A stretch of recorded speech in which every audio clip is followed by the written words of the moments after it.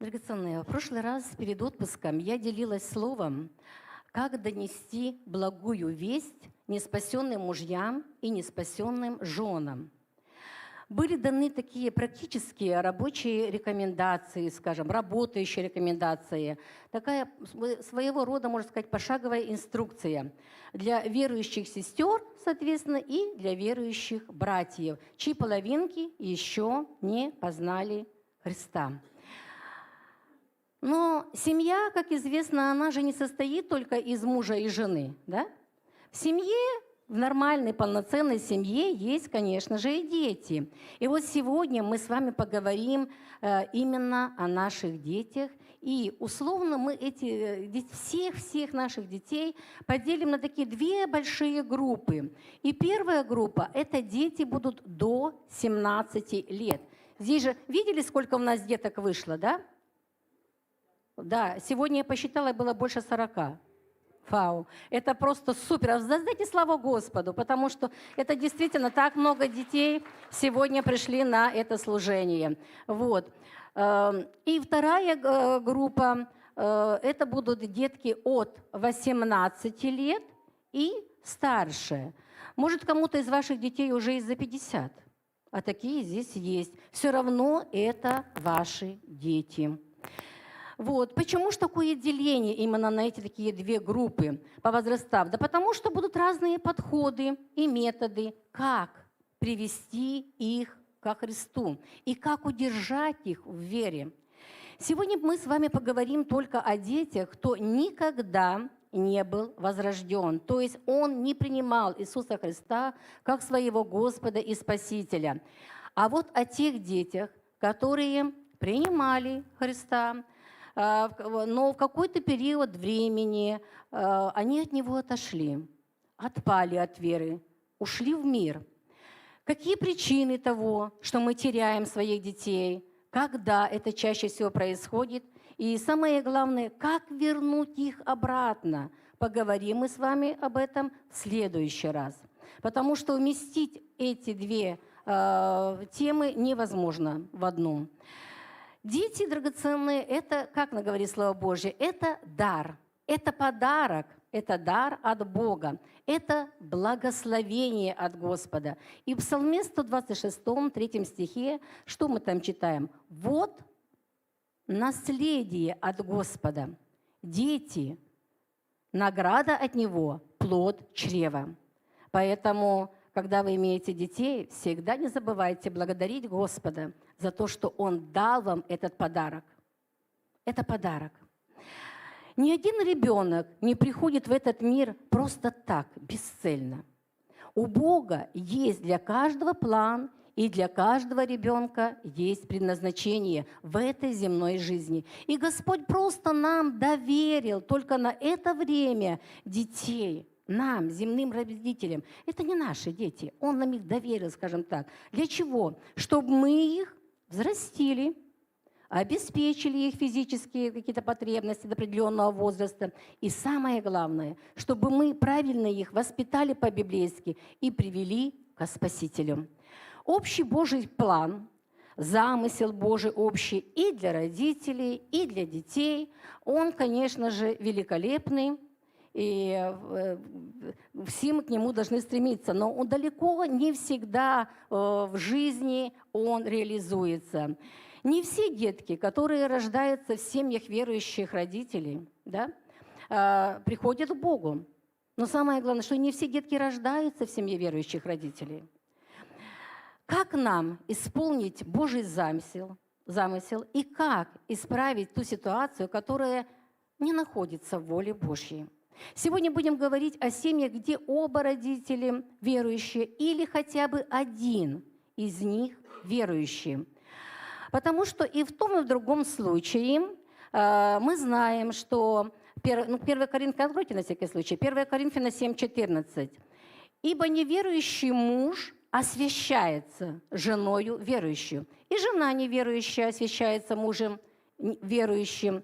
Иначе дети ваши были бы нечисты. А теперь кто они? Какие они? Святы». Понимаете, даже если это Божья милость драгоценная к нам, это просто Его благость к нам. Потому что даже один родитель, если верующий, ребенок уже святой. Что значит святой? Не, он не с крылышками, нет, он не такой прям, что все себя хорошо так ведет, нет. Это еще надо нам поработать над этим. Ну что, они уже отделены для Господа, только потому, что мы стали детьми Божьими, мы стали верующими. Но вот спасение драгоценное, не обольщайтесь, оно не передается по наследству. Мы что передаем детям по наследству? Греховную природу, к сожалению. Адамовскую греховную природу. Но мы не можем передать по наследству детям, да, вот спасение. Спасение каждого человека – это его сугубо личное дело.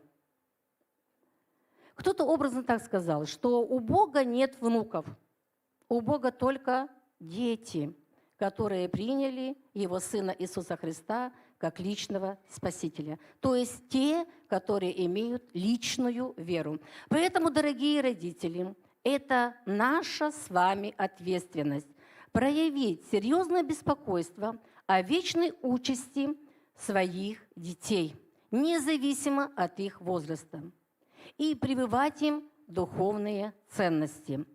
Если вы сами уверовали в тот период, когда ваши дети еще находились в дошкольном или младшем школьном возрасте, то здесь, вы знаете, все гораздо проще. Взяли за руку ребенка своего и повели с собой вместе в церковь. Так? Тут вопрос как бы не обсуждается. А в церкви здесь уже есть и воскресные служения, здесь различные церковные мероприятия, новые друзья, и дети быстро входят в христианскую среду и адаптируются. И, как правило, особых вопросов с их личным уверованием в свое время не возникает. Да? Здесь главное, чтобы вы прививали им правильные навыки, помогали развивать их детскую веру. Детская вера, она драгоценна, она порой удивляет, да? И Бог говорит, будьте как дети, знаете, вот доверчивые, чтобы мы так верили. Вы скажите любому ребенку там, я тебе самолет завтра подарю. Он поверит, если он маленький. Он будет ждать этот самолет. Да? Ну вот вера детская. Иногда взрослые, они опускают руки просто в какой-то ситуации, да, вот просто сразу теряются, что делать. Ну, вы знаете, дети, они могут среагировать тоже мгновенно, моментально и проявить веру. Сейчас я вам расскажу просто один пример из жизни нашей семьи. Простите, но так как я не детский служитель, да, у меня нету таких каких-то особых интересных историй, именно чтобы я вам на разных детках это говорила. Поэтому сегодня я буду приводить пример то, что было в нашей семье. Именно на примере нашей семьи, не для того, чтобы прорекламировать нашу семью, а для того, чтобы просто привести как пример. Хорошо? Чтобы было более понятно. И вот... Такая история. Однажды жена моего сына, Алена, вы ее знаете, потеряла дорогой телефон. Это было на горе любви. И они вернулись уже домой, только тогда обнаружили с сыном, что телефончик-то новый, дорогой, только недавно купленный, буквально недавно. Он утерян. И время-то уже, как бы так скажем, прошло, там не менее 2 часов или больше. И они понимают, что никто не звонит. Значит, никто и не собирается этот телефончик. Они там вроде бы какие-то сети объявления дали, тишина. И тут дети решили нам сказать, как родителям. И внук мой, ему было тогда 4 года, тоже услышал эту новость. И вы знаете, что он, когда услышал, что он сказал? Давайте будем молиться и просить Иисуса, чтобы он вернул мамин телефон. Ну, естественно, хотя мы там, может быть, уже кто-то помолился, я не помню, но мы сразу же стали все молиться вместе с ним за этот телефон. И телефон вернули очень быстро. Телефон вернулся благополучно. И что это произошло? Вы знаете, вот ребенка вера, она укрепилась. Мы же не сказали, да мы уже помолились. Нет, мы взяли, это тоже, конечно, важно, чтобы если мы так сказали, но мы... его, вот то, что его инициативу, мы просто поддержали, мы все стали, мы помолились, и он уже в центре этого внимания, и он в следующий раз, естественно, что будет обращаться к Иисусу. Важно, чтобы дети понимали с самого начала, очень важно, драгоценное, что ходить в церковь – это не выбор. Хочу – иду, хочу – не иду. Это драгоценное. Ходить в церковь – это приоритетное мероприятие среди всех остальных дел – для вас и для вашего ребенка. Понимаете? Поэтому вопрос, идти в церковь или сегодня остаться, мороз на улице, дождик идет, не должно вставать, в принципе, с самого начала уверования. Так как духовное воспитание стенами церкви не заканчивается, и его недостаточно для того, чтобы выросла действительно духовно зрелая такая личность, вы, родители, какие-то духовные практики в обязательном порядке должны проводить дома со своими детками. И мы сейчас с вами говорим о каком возрасте? О дошкольном пока и младшем школьном возрасте. Здесь что можно делать? Какие практики? Что можно? Правильно, чтение детской Библии. А если вы еще и разыгрываете будете роль, и чтобы ребенок представлял, и в какую-то эту роль входили, вы знаете, оно запоминается еще лучше, это будет вообще супер хорошо. Как. Что можно еще делать? Можно какие-то праздники вот христианские дома по-особому как-то отмечать, готовиться к нему, к Рождеству, там, Пасхе, готовиться, объяснять ребенку, отмечать это, что это праздник. Ну и, конечно, самое главное, вместе с вашими детками молиться. Молиться можно с детками с какого возраста, драгоценные? С любого. С любого возраста. Если ребенок у вас внутри вас, вы молитесь, он уже слышит. Если ребенок грудной, когда вы молитесь, берите его на руки. Если это вы собираетесь вместе, целая группа или семья, ребенок должен быть с вами. Опять-таки, привожу пример своего внука. Он с года стоял у нас всегда в кругу. Мы четвером становились на молитву. Я, муж, и дети, сын с женой. И наш внук уже был в центре. Вначале он сидел, потом он стоял. И он всегда присутствовал. Это важно. И я его под наши христианские песни я включала, учила танцевать. А вы знаете, он как только слышал песню, он приходил в церковь, он не мог стоять. Потому что у него сразу он начинал делать эти танцевальные движения, если кто помнит. Он еще ходить толком не умел, но он уже двигался, он под эту музыку начинал танцевать. Поэтому тоже практикуйте. Я знаю, что в семье сына принято, что они, как родители, всегда молятся с детками. Когда? Когда в садик ехали, они молятся. Когда вот сейчас в школу, они перед тем, как выйти, они у порога стоят. Я была сейчас свидетелем, они продолжают эту традицию, они молятся. И вечером перед сном молятся, и вечером перед сном читают детскую Библию. Сейчас уже внук сам читает, иногда и внучки он читает уже, пока там кто-то занятый. То есть они читают. Ежедневно, драгоценный следующий пункт, ежедневно благословляйте своих детей. Есть такая христианская книга «Сторми Амартьян». Эта книга замечательная, помощник, подспорье в благом таком деле, как благословлять. Особенно для тех, кто недавно в вере. И кому трудно, он не понимает, ну о чем одно и то же говорить каждый день. Вы знаете, эта книга, она, слава Богу, за нашу Елену, которая на книжном столе, она очень часто ее заказывает. Сейчас не знаю, есть или нет книга, но нет, можно заказать. И она ее купит. Великолепная. Я сама ею воспользовалась, этой книгой, когда мой сын ему было 18 лет, он учился. Я ему каждый день писала молитву и благословляла его, отправляла. А вы можете возложить руку и помолиться за ребенка, и благословить в это дне. Для закрепления материала, пожалуйста, выведите табличку номер 1 на экран. И там вы видите всего вот этих 4 маленьких пункта, коротеньких 4 пункта. Это просто, потому что детки маленькие, и еще все легко можно сделать. Да? Вы для себя можете сфотографировать или потом, когда будете просматривать, еще раз. А вот если дети у вас более старшего возраста, когда детки более 10 лет, то тут уже могут появиться, извините, первые трудности.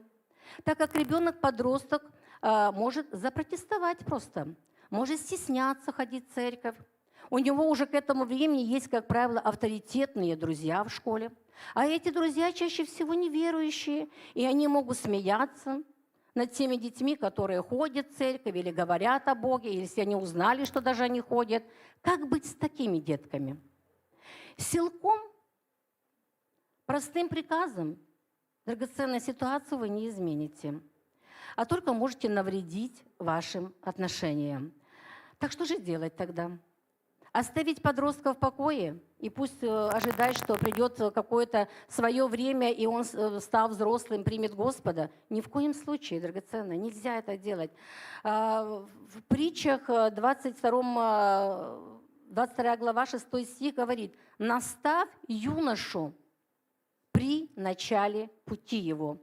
Он не уклонится от него, когда и состарится». Смотрите, в начале пути состарится. Время упускать нельзя, драгоценные. И ситуацию на самотек тоже нельзя отпускать. Тут может быть разные варианты, нюансы разные, но все будет в конечном итоге упираться в то, насколько у вас с вашим ребенком, подростком сохранен контакт. Есть ли доверительные отношения? И с чьим мнением он больше считается? С вашим или с мнением своих друзей? Насколько ваш ребенок вас уважает и насколько вы его уважаете? Итак, отношения, авторитет, мнение, уважение. Если сын или дочь вас уважают и доверяют вам, как родителям, и вы для них действительно есть высший авторитет, то они, услышав слово Евангелия с ваших уст, знаете, они его рано или поздно они его примут. Они примут. Естественно, вам придется усердно молиться за них и действовать с Божьей мудростью. Рассказывайте в церкви, дайте подростку право выбора, где он будет находиться.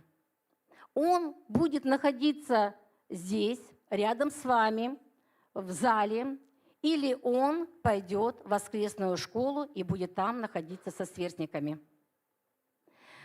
Возможно, ребенок не захочет чередовать, раз с вами посидеть, раз в детское служение. Это тоже нормально. Дайте ему такое право, чтобы он сам выбрал. Часто дети предпочитают оставаться здесь, в зале, рядом с мамой, особенно в первое время, да? К маме прижался, ему как-то здесь комфортнее, там никого не знает. И это нормально, драгоценные. Вы не переживайте, что вашему ребенку может быть скучно здесь, что им будет непонятна литургия сама и эта проповедь, которая там звучит. Вот. Дух Святой, Он побеспокоится и коснется сердца вашего ребенка. Не беспокойтесь об этом. С 10 лет дети уже способны понять замысел спасения, понять такие истины, как Божья святость, что такое грех, что такое прощение через смерть Иисуса Христа, что такое церковь, там, истинность Библии и так далее. Согласно статистике, в мире 75-80% сегодняшних членов церкви это те, которые обратились к Богу в возрасте, вот внимание, в каком возрасте? С 8 до 14 лет. Это в мире, конечно. В России, в постсоветском пространстве, эта статистика, конечно же, будет отличаться. Почему? Да потому что основная у нас пришла Евангелие, и было такое массовое уверование в какие? В 90-е годы. Поэтому у нас немножко по-другому часто люди приходят в каком уже в зрелом возрасте. Тогда как в Америке, там, в Европе это гораздо раньше.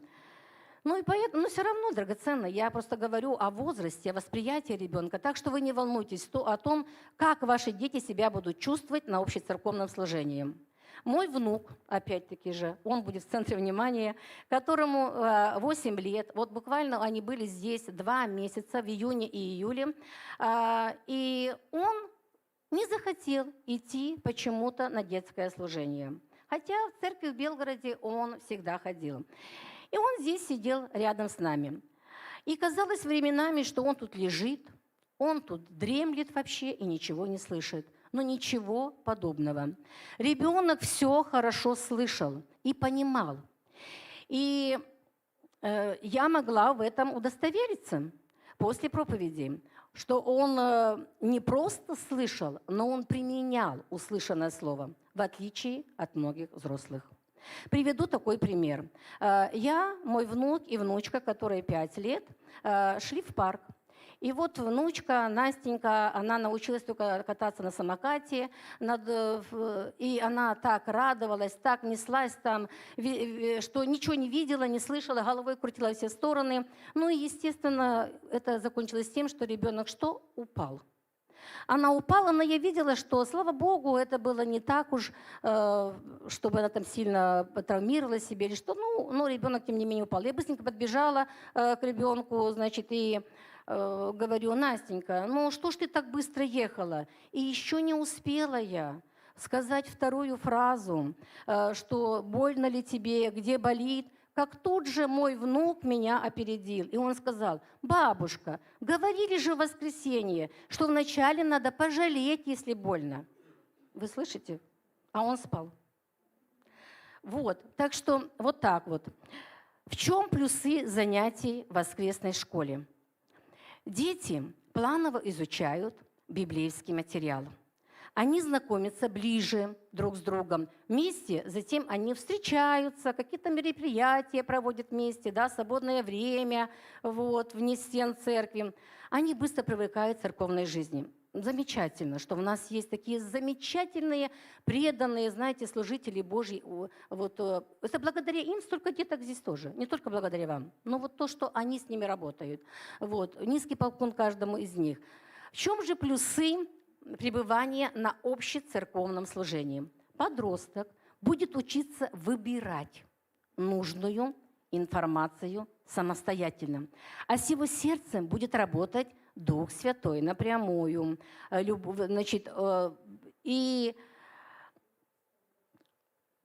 вы можете, что очень важно, с ребенком любого возраста подросткового, 10, там, 14, 17 лет, неважно, обсудить после служения основные мысли, что вы услышали на проповеди. Уже с ним обсудить. Вы можете сказать: а вот мне вот это вот запомнилось, и вот я на это обратила внимание. А ребенок скажет: а я вот это, мама, я вот слышал. А вот что это, как это? А вы ему: а я вот на это. А ты вот это услышал, да? Вот видишь, как здесь? А он вам что-то скажет еще. Вы понимаете, вы таким образом сможете и материал лучше усвоить, и ребенку помочь, и направить его. И если у вас что-то не получится, вернее, если вы что-то недопоняли, вы можете эту тему сказать: а давай мы попробуем изучить. А что же Библия говорит об этом? Или давай мы там еще что-то. Вы понимаете, это очень важно, когда вы будете вот иметь. Потому что если вы будете знать, что вам надо будет что-то ребенку сказать после служения, я вас уверяю, что вы все будете очень внимательно слушать. А мало того, вы еще возьмете ручечку и тетрадочку и запишите какие-то свои основные мысли, чтобы не пасть лицом перед ребенком в грязь, как говорится, да, и чтобы и вы больше узнаете, и ребенок ваш, вот, сможет узнать больше. Здорово же, да? А в следующий раз, когда ваш ребенок пойдет в воскресную школу, драгоценные, да еще лучше, вы ему расскажите, что было здесь на собрании, что вы вынесли для себя, что вы хотите применить к своей практической христианской жизни, то, что вы услышали. И спросите его: а что вам говорили? А что ты там узнал новенького? А как ты это собираешься применить? Вот и все. Вы просто обмен такой сделаете и будете становиться ближе, и материал для обсуждения у вас будет лучше усваиваться. Постепенно ваш ребенок драгоценный, он возрастет и сам примет решение принять Христа в свое сердце. Скажите, а вообще кто-то так поступает? Такую практику вы практикуете? Изучение Писания со своими детками? Если практикуете, замечательно, поделитесь опытом, результатами. Если не практикуете, возьмите просто на заметку. Я это нигде не вычитала. Вот нигде. Просто Дух Святой дал такое понимание. Поэтому, думаю, кому-то оно надо. Что касается совместных духовных практик, то они также тоже необходимы. Я имею в виду в этом подростковом возрасте. Но здесь уже будет не просто, иди почитай Библию, или я тебе читать буду, да? Он-то сам умеет читать. Что здесь нужно сделать? Совместный разбор слова, да? Какое-то конкретное местописание совместно разберите, да? Или какую-то тему совместно. А давай вот эту тему мы там разберем с тобой, углубимся. С подростками вам нужно также что делать? Молиться, драгоценные. Молиться вместе. Они не научатся молиться, если вы не будете их учить. Если вы с них не возьмете в молитву, они не научатся, они будут стесняться. И чем дальше, тем будет все это сложнее. Но их надо приучить молиться, и со временем, чтобы у них возникла эта духовная нужда. Понимаете? Чтобы они научились молиться правильно, чтобы они, если что, научились обращаться, знали, куда обращаться, куда посылать эти свои молитвенные просьбы.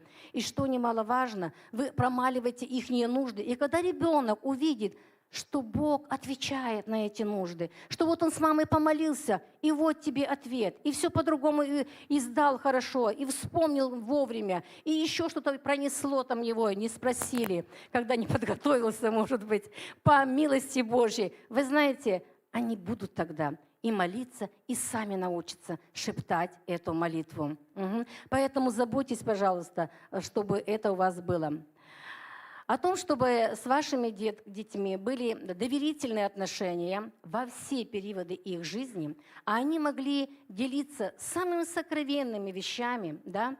Об этом вам, дорогие родители, надо заботиться с какого возраста? С самого раннего. Вот просто с самого раннего. У меня с моими сыновьями были всегда очень близкие, теплые и доверительные отношения. Мы были действительно и остаемся друзьями. В подтверждение расскажу одну историю. У нас в семье просто принято, когда мы уходим из дома или приходим, целоваться. Ну, так, поцелуйчик. Это норма для нас. И поэтому, когда я лежала в стационаре, в гинекологии, отмечу это слово, еще в 2000 году, когда я не приняла Господа, когда я была неверующей, ко мне пришел проведать мой 17-летний сын, старший мой сын. И вы знаете, наша встреча, она вызвала бурное обсуждение во всем отделении гинекологическом. На мой взгляд, ничего не произошло, но другие женщины так не считали. Для них всех было удивительным и странным, когда они увидели, как взрослый парень, это мой сын, расставив руки. Мне, конечно, сложно говорить, потому что его нет уже, да? Побежал мне навстречу, обнял меня, расцеловал. И сделал он это без всякого стеснения. Многие, честно скажу вам, они были изумлены и сказали, а наши дети так не делают. Вопрос, почему? Драгоценные, задумайтесь об этом сейчас. Пока ваши дети, мне надо, наверное, водички дать кому-то, пока ваши дети еще не стесняются целовать вас. Что нужно сделать, чтобы такая близость была и оставалась дальше? Спасибо большое. Нет. Ох, теперь его надо поставить. А ничего, пусть стоит. Простите. Ради своих детей, ради того, чтобы знать весь круг их общения, я всегда была председателем родительского комитета в обоих классах. Все ихние годы, где учились мои дети, я знала не только всех детей в ихнем классе, но я знала всех родителей и всех учителей. Для чего? Для чего? Чтобы я знала, как живет мой ребенок, чтобы я могла с ним поговорить о них, чтобы у нас была общая тема.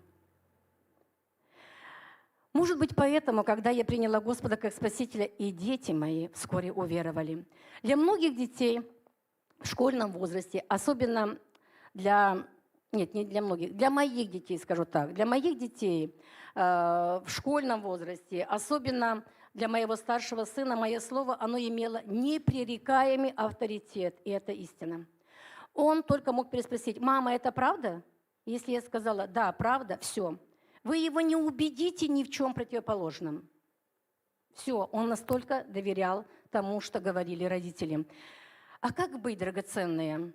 Как быть, если отношения не выстроены, и ребенок вас слушается, скажем так, через раз, когда ваш авторитет, он пошатнулся, и уважение, оно частично потеряно. Ведь так часто бывает. Ваше приглашение пойти в церковь, скорее всего, будет проигнорировано. И если и пойдет такой ребенок, то только один раз и скажет, что больше не пойду. Но прежде чем мы сейчас эту тему продолжим, я все-таки прошу табличку вторую для закрепления. Выведите, пожалуйста, табличка 2А. Она на сцене, нет? Нет, да? Угу. Вот она. Смотрите, драгоценные, мы вот идет, значит, что мы должны делать? Угу. Молитва, ага. Нет, это не молитва, это третья табличка. 2А. Угу. Табличка 2А есть, драгоценные? Угу. Вот, если есть доверительные отношения, видите, да? То есть все просто. Молитва, евангелизация, и потом ребенка приведет в церковь, и уже вы смотрите, что вы тут, вот то, что я обратила ваше внимание, что вы... Ваше приглашение в церковь, скорее всего, оно будет проигнорировано. А если такой ребенок и пойдет, потому что родители властные, приказали, тут не споришь, пойдет в церковь, тут, знаете, тут тоже есть варианты. Он может пойти один раз и скажет, что я больше не пойду, и заупрямится. Вот. И поэтому не начинайте с этого. Тут торопить события не надо. А что нужно, драгоценное? Важна последовательность. И вот она написана вот в этой табличке, которую вы видите. Начните с неотступной, горячей молитвы за спасение своего ребенка. И параллельно, одновременно сделайте все от вас зависящее, чтобы вернуть утраченное уважение к себе. Как это сделать? А драгоценно очень просто. То, что, скажем так, поспособствовало появлению трещинки в ваших отношениях, должно быть устранено. А что это может быть? Возможно, это дефицит вашего родительского внимания. Если так, что нужно сделать? Понятно. Начните уделять ребенку должное внимание, проводите с ним совместно больше времени, общайтесь. При любой возможности, которая у вас появляется, и особенно делайте это перед сном. Шаг за шагом, постепенно сокращайте имеющееся между вами расстояние. Элементарно просто спрашивайте хотя бы, как прошел день, что в этом дне было хорошего. Пусть ребенок поделится, эти хорошие эмоции какие-то всплывут. А если ребенок не хочет, у него не было сегодня ничего такого хорошего, как на его взгляд, он не хочет вам отвечать, не надо за ним бегать и говорить, скажи, что было хорошего, что хорошего сказать, вообще несчастный какой-то день, тут еще и мама достает. Конечно же, вы тогда ему расскажите, вы скажите, а у меня вот то-то и то-то, сынок, а вот да, и то было, и было хорошее, и было что плохое. Просто разойдите. Интересуйтесь делами его друзей. Вот я говорю, как важно знать, с кем он дружит все-таки. Предложите ребенку свою помощь в уборке. Знаете, никто не откажется. Да? И он будет убираться. И все нормально. Или предложите ему помощь в учебе, если вы еще сильны в этом, в каких-то предметах. Поэтому можете предложить, тоже не откажется. Все это сближает. И расстояние уменьшается, и лед тает. Ученые посчитали, что в среднем мы уделяем общению с детьми, слушайте, я была удивлена вообще-то, 12,5 минут в день. Слышите, сколько часов в сутках? 24. Да умножьте на 60. 12,5 минут в день уделяем. Из этого времени 8,5 минут отводим на различного рода наставления, замечания, споры. И только на доверительное, дружеское, неформальное общение остается всего сколько минуточек? Математики, кто тут у нас?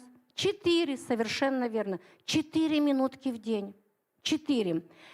Слушайте, что предлагают нам. Но если мы будем по-настоящему, я, конечно, так это громко сказано, окунаться в мир ребенка хотя бы 1 час в неделю, можно многого достичь. А теперь запишите себе эту цифру или запомните. 1 час в неделю, 60 минут в неделю. В неделю 7 дней. 60 минут делите на 7, это около 9 минут в день. Слушайте. И уже при этом можно достичь многого. Вы слышите, да? 9 минут, но это доверительные отношения, это вы о нем, это то, что ему интересно, это вы погрузились, это вы все бросили, кастрюля не кипит, ничего на телефон никому не отвечаете, это вы посвятили время ребенку. Ребенку. Вот. Начните спрашивать мнение своего ребенка, дайте ему возможность выговориться, быть услышанным. То есть учитывайте и уважайте его мнение. Позицию его уважайте, желания, его мечты. Не смейтесь, когда ребенок мечтает. Фантастику мы читали, она вся вот реальная. Так что, если кто-то думает, что это не так важно, то ошибаетесь. В семье, в которой выросла я, раз в месяц мы, 3 детей и наши родители, мы были школьного возраста, когда мы все стали, мы садились с родителями за стол на кухне и вместе обсуждали и затем принимали общие решения. И знаете, по какому вопросу? Ежемесячно. Куда в первую очередь будут истрачены финансы, которые родители заработали в этом месяце? Зарплаты родителей. Мы распределяли вместе. Мы определяли приоритет, что, куда, насколько. И если наше мнение не совпадало, вот мы, например, хотели быстрее телевизоры дети купить, а папа нам объяснил, почему нужно мотоцикл купить. И я запомнила на всю жизнь. Он терпеливо всегда нам объяснял, почему это более выгодно и почему это приоритетно для всей семьи. И мы в итоге соглашались, и не было никаких обид. И знаете, какой итог? Благодаря такой мудрой традиции в семье я научилась не только правильно управлять деньгами с детства, но я чувствовала себя значимым человеком, чье мнение имеет вес. И родители всегда были у меня в большом уважении. Никогда не повысила голос ни на кого и не огрызнулась. Стою пред Богом. Если кратко обобщить, то вы, как родители, должны каждый день спросить себя: я проявляю к своему ребенку внимание, я сочувствую ему, я доверяю ему, я уважаю его, я правильно реагирую на все те его претензии и высказывания, я ему вообще помогаю, я являюсь для своего ребенка примером во всем. И знаете, то есть, драгоценные, мы всегда начинаем с себя. И знаете, что если вы упустили что-то, как родители, что-то делали не так, где-то перегибали палку, возможно, в каких-то вопросах, а где-то пустили на самотек, дали слабиночку, то есть одно удивительное средство, которое поможет покрыть все наши недостатки родительские в воспитании наших детей. Какое-то средство? Совершенно верно, умнички. Родительская любовь. Так в нашей семье, которая, увы, не идеальная, допускаю, что со стороны мужа была излишняя строгость в воспитании сыновей. Что? Потому что было много запретов, в итоге ущемлялись права детей. А с моей стороны было излишне много советов. Там запретов, тут советов. Из-за этого, особенно младшему сыну, долгое время пришлось, трудно, так скажем так, сформулировать свое собственное мнение, формировать. Он с этим справился, слава Богу, но для этого потребовалось время. Не надо этого всего перегиба. Но дети, знаете, они всегда чувствительные, и они всегда чувствовали нашу любовь, принятие, поддержку, что бы они ни натворили и как бы они себя ни вели. И это покрыло наши недостатки. Дети нас любят, и мы их любим. Дорогие, не у всех одинаковый опыт и одинаковые принципы воспитания. Назад время не вернуть. Не переписать то, что было сделано неправильно в нашей жизни. Но что можно изменить? Что можно? Будущее можно изменить. И начать с того, что принять решение. Сделать все, что от вас зависит. И обязательно смотрите на подростка как на личность. Уважайте его. Уважайте. Они много знают, драгоценные. Мы иногда отстаем, особенно в каких-то сферах. Вы же видите, что мы к ним обращаемся по компьютерам, там это. Мы же вообще по сравнению с ними, да? И многие другие вопросы, я хочу сказать. Очень многие. Уважайте в любом случае своего ребенка. какой бы он ни был. Как хотите, чтобы поступали с вами, так и вы поступайте с другими. Это закон. Это закон. Сеяние и жатвы. Что посеешь, то и пожнешь. Хотите, чтобы вас уважали, тогда вы начните уважать. Не будете вы уважать своего ребенка, и он вас не будет уважать. Вы понимаете, в чем вопрос? Кроме того, вы должны работать над своим характером. Вот, приплыли. И являть своим детям Христа в любой ситуации. В любой. То есть вести благочестивый образ жизни. Теперь вы уже не можете, драгоценные, осудить кого-то, там, что-то критиковать, там, злословить и так далее. Ни знакомых, ни друзей, ни сотрудников, никого. И особенно в присутствии своего ребенка. И если вы от своего ребенка чего-то требуете, чтобы он так себя вел, так вот, да, то сами будьте образцом для подражания. Будьте примером. Иначе вы в глазах ребенка будете просто лицемером. И это правильно. Другими словами говоря, Библия должна быть не только в ваших устах, но и обязательно нужно, чтобы описанные законы Божьи, принципы, они применялись где? Вами, в вашем доме, в вашей жизни каждым дне. Что еще нужно к этому добавить? Следите за тем, что все, что вы обещаете ребенку, вы в итоге выполнили. Забывайте, заведите отдельное себе заметочки, вот мои обещания. И будьте добры, исполните. Если уж вы пообещали. Мы же ожидаем, что Отец Небесный исполнит, потому что Он верный. Да? Он верный. Если Он написал, Он это сделает. И мы должны так драгоценно поступать. Учитесь держать себя в руках. Самоконтроль здесь обязательный. Не кричите, не надрывайте связки. Когда подросток вас не слушает, когда он делает вид, что он вообще не слышит, что он там в наушниках, хотя он все слышит, повышением голоса вы точно авторитет не вернете, а еще больше его потеряете. Крик, он говорит о чем? О слабости. О слабости, драгоценной, бессилии, а не о силе, он говорит. Я понимаю, что иногда дети выводят, и кажется, ну как тут можно еще, чтобы он услышал? Знаете, иногда шепот лучше слышит, чем мы кричим. Потому что все привыкает. Мама вчера кричала, она сегодня, она и завтра будет кричать. Что толку? И когда разрушенные отношения и доверие будут восстановлены, и ребенок пойдет в церковь, то следуйте тем же принципам, что мы рассмотрели в отношении подростков, которые изначально имели крепкие доверительные отношения. Да? Они одинаковые. Вот тут, где у нас табличка? Я не вижу ее. Табличку вы почему-то убрали, да? Ага, вот это вот. Видите, они одинаковые, ровно такие же. Форма посещения, обсуждение дома, совместные духовные практики. То есть, если ребенок пошел в церковь, как бы вопрос, он уже движется вот так.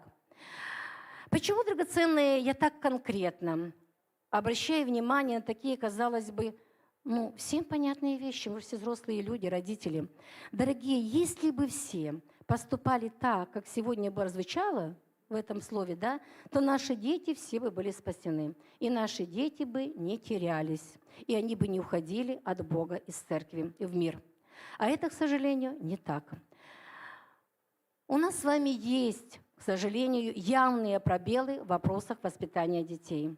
Из-за неведения мы делаем много ненужных ошибок, которых можно было бы избежать. Во-первых, мы сами мало интересуемся этим вопросом. Слава Богу, что в этом году у нас прям действительно тема семьи начала подниматься и так вот активно. Вот. Многие живут из нас старыми принципами. Нас так родители растили, и мы выросли хорошими людьми, ничего, и наши дети вырастут. Драгоценное – это заблуждение.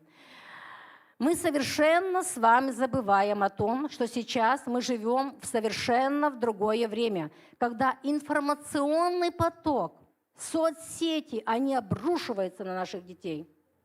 Эти соцсети, они крепко ловят в ловушки наших детей. Они их просто держат, они зависимыми становятся. На нас такой атаки не было. Кого из вас в школе, людей, которые, так сказать, постарше, возраст 50 плюс, так не атаковали еще, да? У нас не было таких возможностей, как сейчас. И вот, пожалуйста, это все наваливается на наших детей. И они атакованы. Скажите, а где школа, в которой учат быть хорошими женами, в которой учат быть хорошими мужьями? Где школа, в которой учат быть хорошими отцами, хорошими мамами? Есть такие школы? Нет, драгоценные. Потому что семьи же разные. Где же она учит? Таких школ, быть женами, хорошими мужьями, это не там учится.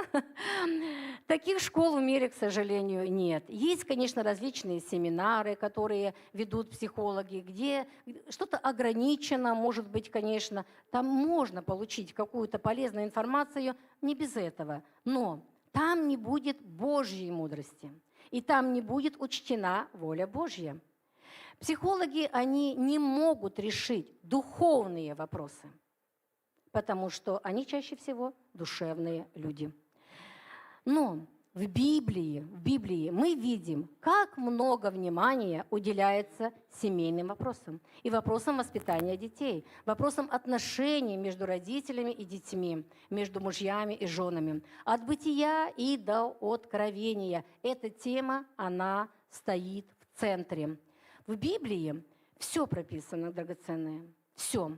И там есть, какими характеристиками должны обладать глава семейства, отец, да, и какими характеристиками должна обладать мама. То есть прописаны там и обязанности каждого из родителей. По Божьему замыслу родители вместе должны что делать? Вот то, что мы сегодня разбираем. Воспитывать детей. Вместе воспитывать. И наставлять их в Писании, чтобы дети, когда они вырастут, они могли понять суть благой вести и принять уже самостоятельное решение. Бог предназначил отцам быть ответственными за духовное состояние в семье. Отцам, драгоценные, отцам. А если отец не спасен, тогда что? Мама, она берет эту функцию на себя. Она берет. Потому что духовное состояние семьи, оно будет страдать. Отцы, они ответственны за то, чтобы, конечно, удовлетворять какие-то жизненные потребности в семье. А мама? Мама, она это воплощение любви, воплощение заботы. Ее роль – любить детей, поддерживать, заботиться, оберегать их. Наседка такая, да? Мама. Вот. Передать свою веру ребенку с раннего возраста. Вот. Писание показывает важность воспитания детей в вере. Как это было у Тимофея. Помните? Давайте откроем 2 Тимофея 1:5. «Приводя на память нелицемерную веру твою, которая прежде обитала в бабке твоей, Лоиде, и матери твоей, Евнике, уверен, что она в тебе». Вера это, да? Видите, связь поколений прослеживается. 2 Тимофея 3:14-15. «А ты пребывай в том, чему научен, и что тебе уверено, зная, кем ты научен. При том же ты из детства знаешь священные писания, которые могут умудрить тебя во спасение верою во Христа Иисуса». Тимофей, он был умудрен во спасении, то есть пришел к спасению верою, потому что его мать и его бабушка наставляли с раннего детства в Писании, с детства, и они взяли на себя эту личную ответственность за вечную участь Тимофея. И вот вам положительный результат. Дети же согласно Писанию. Ну ладно. Коснемся здесь наших... Это понятно, да? Вот по темам подростков мы с вами прошли. Младший школьный возраст и дошкольники прошли. Дети-подростки, которые у нас имеют с вами хорошие, уважительные отношения, доверительные, это одна тактика ведения. И детки, которые не имеют этих отношений, что-то нарушилось в отношениях, нет этого доверия, авторитета. Вторая тактика, начинаем в начале, да? Но мы должны все это восстановить. Отношения. Драгоценные в основе отношения. Согласны? Да. Теперь давайте мы с вами перейдем к взрослым неспасенным детям. Есть же такие? Есть. Не у всех здесь школьники, дошкольники. Есть взрослые детки. Откуда они появились? Здесь также мы выделим две группы. Первая группа – это уже взрослые молодые люди, которые так и не пошли с вами в церковь. и не приняли Христа, хотя вы давно в вере. Причины мы говорили. Чаще это отсутствие контакта, уважения. Где-то в свое время, может, не в такой форме все это было, донесли Евангелие, не такая тактика была и так далее. Давайте выведем табличку 3 на экран. Таблица 3. Что же касается этой группы детей, то коль они не приняли Евангелие с ваших уст, будучи несовершеннолетними, то вряд ли, драгоценные, примут и сейчас. Не тратьте зазря время на ожидание чуда. Ваше дело теперь уже другое. Ваше дело теперь неотступно за них молиться и просить Господа, согласно Матфея 9:37, послать делателей, то есть послать к вашему взрослому сыну или дочери кого-то из детей Божьих, учеников Христа, кого ваши дети захотят послушать, с кем им будет полезно пообщаться, познакомиться. Возможно, это будет и, скорее всего, их сверстники или люди, которые добились каких-то значимых результатов в этом обществе, в жизни, и они их уважают.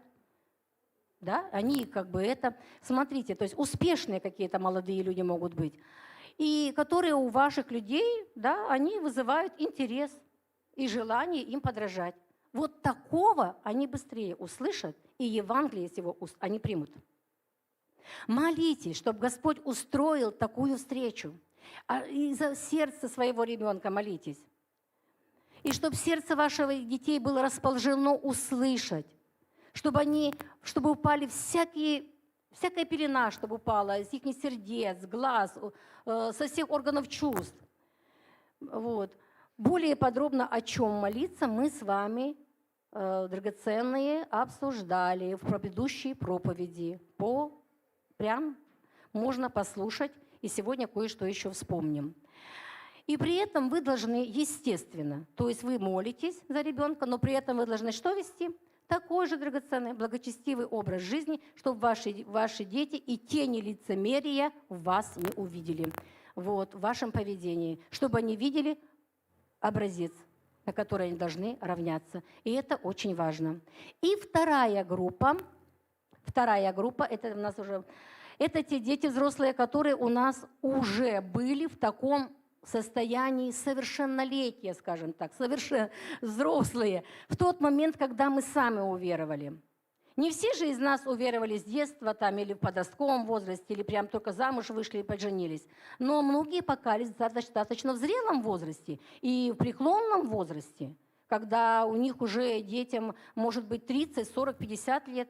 Ну почему нет? Сестричка, которой 70 лет, она приняла Господа и Спасителя, а у нее, ее дочери там, или сыну 50 лет. Такое есть? Есть, конечно. Вот эти дети, взрослые, они вас очень хорошо знают. Всю жизнь они вас знают. Да? И вдруг вы приходите к вере, Господу, и происходят у вас какие-то там трансформации, перемены, у вас какие-то приоритеты меняются, что-то вы уже на другие темы говорите, уже вам не интересны ваши сериалы, ну вдруг что-то происходит с этой мамой. Реакция, она будет разной, конечно, у детей. Но с чего начать вам, дорогие? Все начинается с молитвы упорной, неотступной за своих детей и внуков. Начните молиться по Слову Божьему. Согласно Иоанна 6:44, мы можем просить за своих родных, чтобы Бог привлел. Помните, мы разбирали слово? Притащил буквально их к себе. То есть, чтобы Бог инициировал их возрождение. А согласно Деяниям 17:2 и Матфея 7:7, мы должны молиться, чтобы наши родные стремились найти Бога и познать Его. И также молиться, чтобы Бог использовал обстоятельства, в которых они находятся сейчас, чтобы эти обстоятельства как бы заставили их искать Его. Я не говорю о том, что молитесь, чтобы не были трудности, мне на голову валились. Они и сами в этих обстоятельства попадают. Просто чтобы, если уж попали, Бог повернул это во благо, как Он это делает для своих возлюбленных детей. Согласно 2 Коринфянам 4:4, мы должны молиться, чтобы дьявол не мог ослепить умы наших родных. А если уж ослепил, то чтобы, как я говорила, всякая пелена, она была убрана. И в нашем случае многие будет зависеть от того, какие у вас были, опять-таки, отношения с детьми до вашего уверования. И теперь табличка 4, пожалуйста, на экран. То есть мы сейчас будем разбирать неспасенные взрослые дети. Смотрим пока только верхнюю часть, табличка 4. Она не помещается?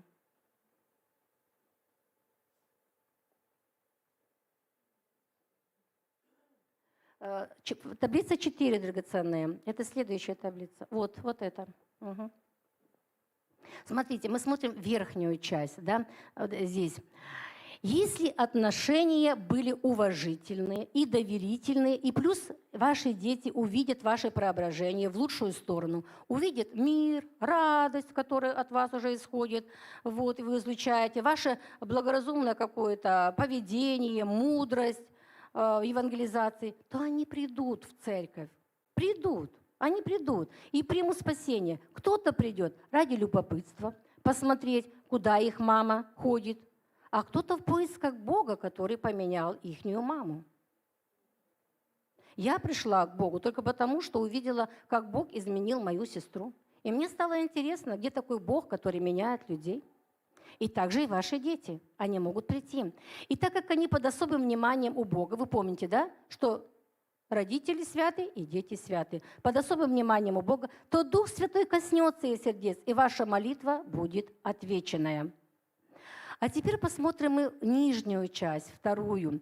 Если же отношения между вами и вашими взрослыми детьми нарушены, нет должного почитания, близости, доверия, отдалились, как бы каждый живет уже сам по себе, то начните, драгоценные, с молитв, прежде всего, знаете за что? Вы читаете, да? За свое сердце. И когда ваше сердце преобразится, и там не останется обид, непрощения, злости, то идите тогда к своим детям, чтобы примириться, чтобы восстановить отношения и искренне, первые, попросить у них прощения. Если вы не знаете, за что же извиняться, так как считаете себя во всем правыми, а детей виновными, то спросите у Духа Святого, Он в каждом из вас. И Дух Святой, Он обязательно подскажет. Потому что, драгоценные, так не бывает, что одна сторона во всем 100% права, а другая во всем 100% не права. Виновны обычно обе стороны. Только одна сторона больше виновна, а другая сторона меньше виновна. Так вот, я вам предлагаю, если вы виновны всего на 5%, на 2%, идите к своим детям и просите прощения за свои 2%. Вы идете первые. Почему вы? Потому что вы возрожденный человек. Потому что вы дитё Божье. Потому что вам Господь говорит, прощайте. Это есть заповедь. Потому что вы понимаете то, насколько великодушно вам прощены все грехи и беззакония. Что вы не отворили за свои 50, 60, 70 лет, Бог вам все простил. Поэтому вы осознаете это, вы понимаете, вы на другом духовном уровне, и вы идете, и вы просите прощения за свои вот эти проценты у детей. И прощаете детей при этом безусловно, неважно, что они натворили, будут они вас просить прощения или не будут. Вы делаете свою часть. Поэтому решение вопроса, опять-таки, драгоценное, начинается с вас. У вас великая цель – спасти не только себя, но и своих детей. Ничто не должно остановить вас на пути к этой цели. Гордости, саможалости, обидам вас, драгоценные, не должно быть никакого места. Любовь и желание спасти – вот что должно вами двигать. Любовь, она не перестает, она движется. Я не думаю, что ваши дети настолько жестокие, что, видя плачущую, искренне раскаивающуюся маму, не расплачутся тоже в ответ. И даже если так и будет, но это вообще ничего в корне не меняет. Вы делаете свою часть. Что вы должны делать? Ради их спасения. После примирения, восстановления нарушенных отношений, когда ваше сердце уже будет в правильном положении перед Богом, начните молиться за своих детей по Слову Божьему, высвобождать благословение в их жизнь. Поняли, да? С сердцем неправильным и молитвы не дойдут, и молиться будет неправильно. Поэтому вначале работаем со своим сердцем, вначале восстанавливаем отношения, а потом мы молимся за детей, за их спасение, как мы уже говорили. И просто не так молитесь. Неотступно молитесь каждый день, плачьте и стенайте. Драгоценные – это уже не ребенок, это взрослые люди. И мы не знаем, чем закончится следующий день. Поэтому это очень важно. Молитва за своих детей и внуков – это должно быть приоритет номер 1. Это теперь, возможно, самое ваше большое служение. Явите своим детям и внукам Христа.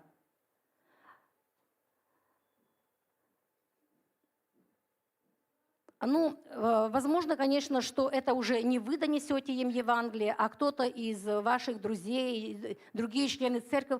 Это суть уже не меняет, драгоценные. Вы делаете свою часть. Дорогие, милые сестрички, потому что вас здесь просто больше в зале, но и братьям тоже обращаюсь, такого предпенсионного, пенсионного и глубоко пенсионного возраста. Вопрос к вам. Есть в вашем распорядке, в вашем обычном ежедневном распорядке, время для просмотра телевидения, там, допустим, общения по телефону, прогулок, домашних дел? Я назвала такие вопросы, которые вы скажете, ну да, конечно, большинство пунктов, во всяком случае, скажете да. Так вот, я спрашиваю, а есть в вашем ежедневном расписании молитва за спасение детей и внуков?